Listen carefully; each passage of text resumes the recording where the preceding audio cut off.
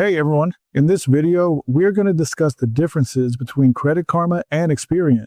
So watch the video to the end. The overview about Credit Karma includes free credit monitoring services using data from TransUnion and Equifax. It provides VantageScore credit scores, reports, and financial product recommendations. It offers tools like credit score tracking, financial simulators, and tax filing services. It is user-friendly and cost-free, making it appealing for casual credit monitoring. Meanwhile, Experian is one of the three major credit bureaus offering comprehensive services.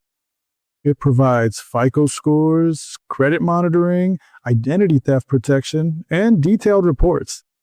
It features paid services like Experian Boost, which includes utility and phone bill payments and credit reports to potentially improve scores.